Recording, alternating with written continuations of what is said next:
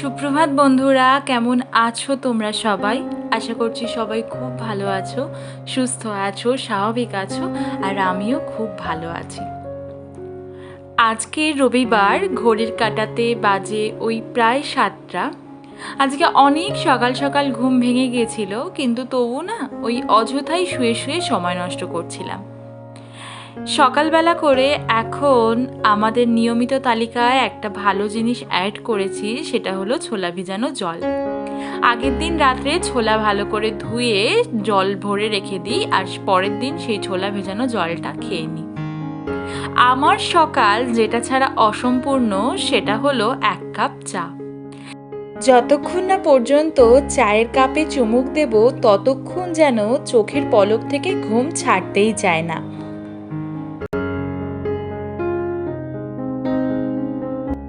চা খাওয়ার জন্য নিত্যদিনের সঙ্গী কিন্তু আমার মেলে না। আজ সকালবেলা যখন কর্তামশাই বাড়িতেই আছে আর বলল চলো গিয়ে চা বসাও, তখন কিন্তু 2 মিনিটও আর দেরি করলাম না, সঙ্গে সঙ্গে চায়ের কাপ হাতে চলে আসলাম।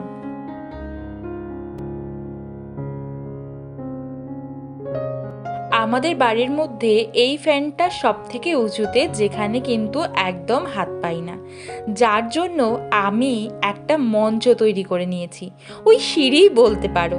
পরপর 4টে চেয়ার দিয়ে এই প্রচেষ্টা আমার শুরু।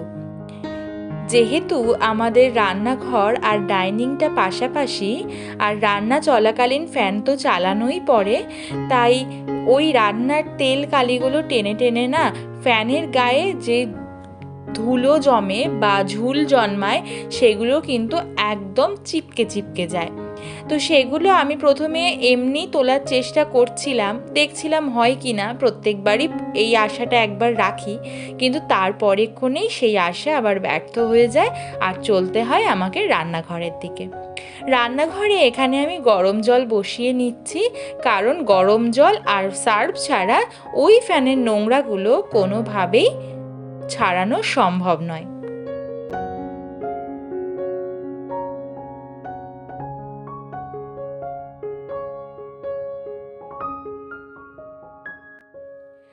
এই ঘরের ফ্যানের থেকে যখনই ঝুল পরিষ্কার করি না, তখনই আমার একটা কথা খুব মনে পড়ে। বিয়ে করে গেছি সবে ও বাড়ি, আর আমার কর্তামশাই বলছে আমার শাশুড়ি মাকে, মা তোমার জন্য মই নিয়ে এসছি। কারণ ঘরের উঁচু জায়গায় যে জিনিসপত্রগুলো আছে সেগুলো খুব অনায়াসেই বাবা কিংবা ছেলেদের ছাড়া আমার দ্বারা নামানো হয়ে যাবে। আবার এর সাথে আর একটা কথাও মনে পড়ে, কিছু কিছু মা ঠাকুমারা আছেন যারা কিন্তু এখনো পর্যন্ত বলে মেয়ে মানুষের অত লম্বা হয়ে কাজ নেই।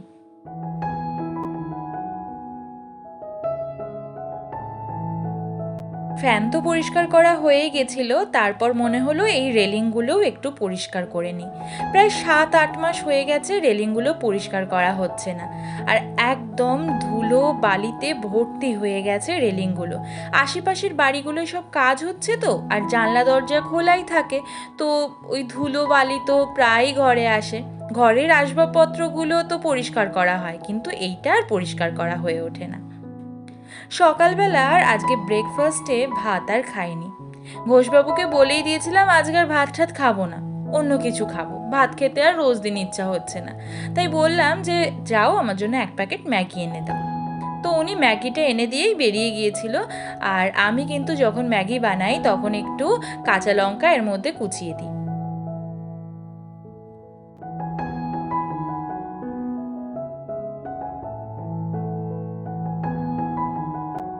সকালের ব্রেকফাস্ট তো করা হয়েই গেল, এইবার তো রান্নার হেসেলে আমাকে ঢুকতেই হবে। আজকে বাজার থেকে এসেছিল রুই মাছ, আর রান্না হবে ঝিঙে দিয়ে হালকা পাতলা করে ঝোল। ঝিঙে দিয়ে এই হালকা পাতলা করে করা ঝোলটার রেসিপি আমার শর্টস ভিডিওতে দেওয়া আছে, তবুও আজ তোমাদের সঙ্গে শেয়ার করি। জানো তো, যখনই আমি ঝিঙে আলু দিয়ে মাছের ঝোল রান্না করি না, ততবারই কিন্তু আমি আমার মার কাছে ফোন করি, আর ফোন করে মাকে ব্যতিব্যস্ত করে দিয়ে বলি, মা ঝিঙে আগে দেবো না আলু আগে দেবো। ওটা না আমার অভ্যাসই হয়ে গেছে বলা যায়। আমার না মনেই থাকে না সব রান্নার মধ্যে এটা আমি ভুলেই যাই। হয়তো ভগবানও আমাকে ইচ্ছে করেই ভুলিয়ে দেয়, কারণ মাদের আগে কোনো কিছুতেই আমরা যেতে পারি না। আজকে ওই রুই মাছের ঝোলের সঙ্গে সঙ্গে থোড় ভাজাও হবে। কদিন ধরে না থোড়ের মধ্যে আমরা সর্ষেটা ব্যবহার করছি না। বৃষ্টি তো হচ্ছে, কিন্তু গরমের মাত্রা একটুও কমছে না। আর এই গরমকালে সর্ষেটা যতটা পারা যায় অ্যাভয়েড করে চলাই ভালো। আজকে থোড় বাজার থেকে অনেকটাই এসছিল। দিদিভাই কাটাকুটি করে বেশ খানিকটা থোড়ের থেকে জল বার করেও দিয়ে গেছিল। ওই নুন আর হলুদ মাখিয়ে দেখো এতটা পরিমাণে জল বেরিয়েছে। আর আমি এদিকে আরও বেশ খানিকটা থোড় ছিল, সেইগুলো ভালো করে নুন হলুদ মাখিয়ে জল ঝরিয়ে নিচ্ছি। এইভাবে না ভালো করে নুন হলুদ মাখিয়ে জল ঝরিয়ে নিলে থোড়টা রান্না করতেও অনেকটা সুবিধা হয়, আর খুব তাড়াতাড়ি রান্নাটাও হয়ে যায়। এদিকের কাজটা করতে করতেই আমার এদিকে ঝিঙে আর আলুটা প্রায় ভাজা হয়ে গেছিলো, তাই এর মধ্যে জিরে বাটা দিয়ে দিয়েছিলাম। জিরে আর অল্প লঙ্কা, এই হচ্ছে আজকের মশলা। আর এবারে দাদার থেকে শিখেছি যে যখন জিরে শুধুমাত্র মশলা দেওয়া হবে তখন বেশিক্ষণ কষাতে হয় না, কারণ এর মধ্যে তো কোনো কাঁচা গন্ধ থাকে না। তাই অল্প একটু নাড়াচাড়া করেই কিন্তু আমি জল দিয়ে দিয়েছিলাম।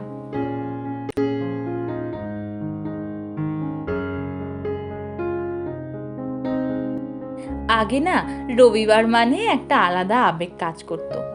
রবিবার মানে বাবার ছুটি থাকবে আর মায়ের হাতের কষা মাংস খাবো কবজি ডুবিয়ে, তারপর দুপুরবেলা ঘুম। কিন্তু এখন সব কিছুই যেন স্মৃতি। আর এইটুখানি মনে হয় সেই সময় আমরা তো খুব আনন্দ করতাম, কিন্তু মায়ের রান্নাঘরের থেকে ছুটি ছিল না। মাছের ঝোলটা ফুটে আসলে ওর মধ্যে ভেজে রাখা মাছগুলো দিয়ে দিলাম। খুব অল্প সময়ের মধ্যেই হয়ে যায় এই ঝিঙে দিয়ে আলু দিয়ে মাছের ঝোলটা, আর খেতেও কিন্তু খুব স্বাদের আর পুষ্টিকরও খুব।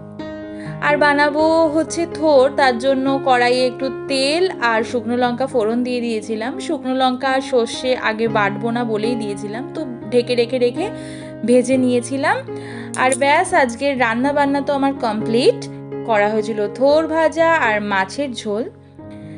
হঠাৎ করেই বাইরে এসে দেখছি তো শুরু হয়ে গেছে মুষলধারে বৃষ্টি।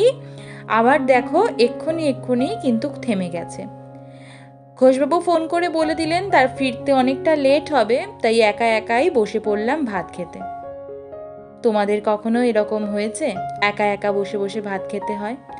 বিষণ্ণ মন নিয়ে খেয়ে দিয়ে চলে আসলাম একটু উপন্যাস পড়তে।